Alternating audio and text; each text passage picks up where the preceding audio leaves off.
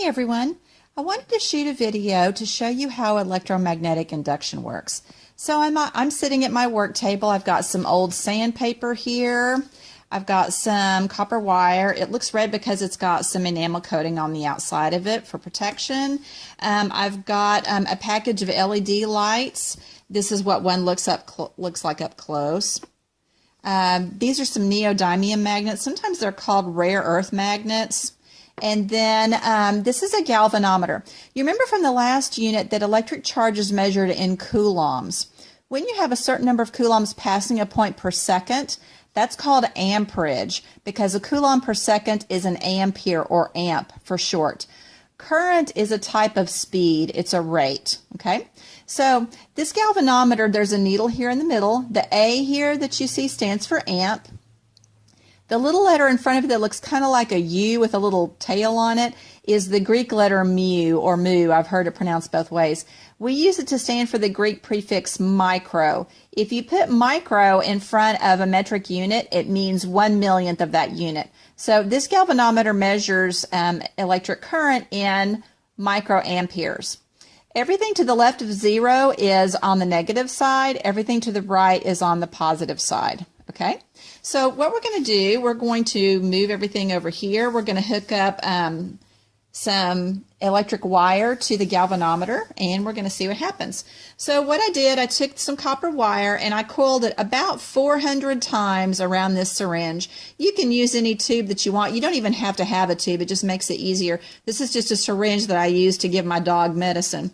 So there are two ends of the wire, or the coil. So what I'm going to do is wind each end to the galvanometer. To wind it a couple of times and then screw it down so you have good contact. And I'll do this on the other end as well, to the negative end of the galvanometer.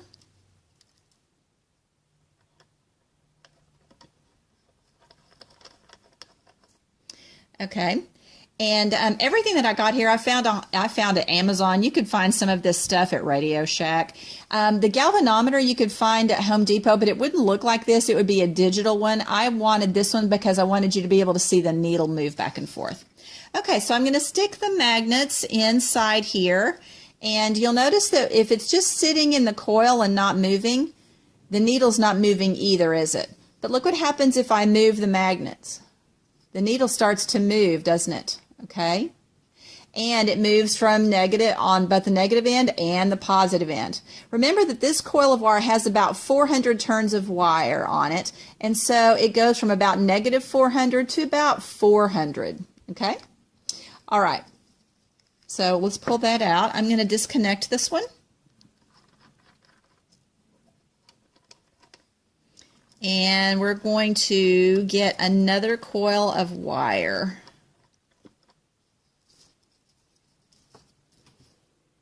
Okay, I've got another syringe here. You can tell that this coil is smaller. This one only has about 100 turns of wire. Okay, I'm going to hook this up to the galvanometer just like I did the other one.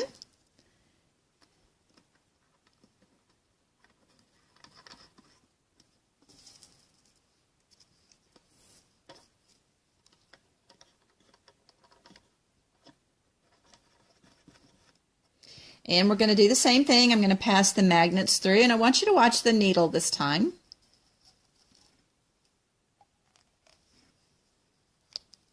What do you notice? The needle isn't going as far to the left or right of 0 as it was earlier, is it? Okay. In fact, it goes from about negative 100 to about 100. Okay. So what's the relationship between the number of coils of wire you have and the strength of your electric current? Okay, based on what you've witnessed, you can tell that the more coils you have, the stronger the electric current. And again, if the magnets are just sitting there, there's no electric current passing through, is there? The magnetic field has to change for electric current to pass through. Okay, so this is all fine and good. Let's use a practical application for this. So I'm going to disconnect this coil.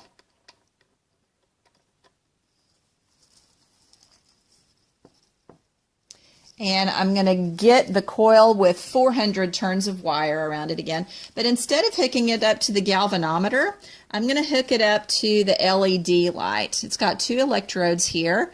and you want to make sure that you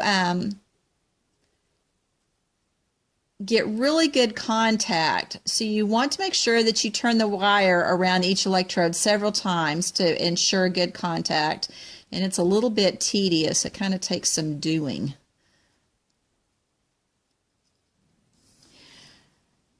Okay, so now I've hooked this up to the LED, both ends of the coil, and I want you to watch what happens. If I just pass the magnets through slowly, nothing's happening to the LED, is it? Okay, but watch what happens if I move it quickly. You see it lighting up? Okay, so that's electromagnetic induction.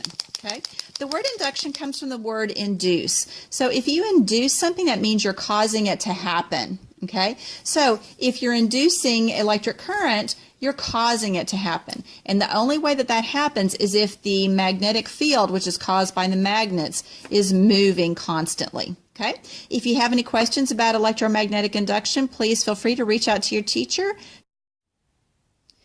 One more thing that I wanted to point out about this galvanometer, whenever we were passing the magnets through the coil, remember the needle was going back and forth, wasn't it? Okay, there are two types of electric current. You have direct current and alternating current.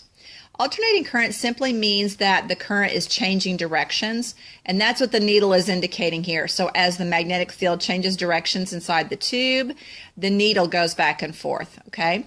Thomas Edison, when he discovered the light, or when he invented the light bulb rather, that was an example of direct current, okay? Then later on he had a young man working for him named Nikola Tesla. He was the one who came up with alternating current. Most of your appliances today run on alternating current. It is more efficient than direct current. So I wanted to show that to you. So this is an example of alternating current, and you can tell because the needle is alternating or going in both directions.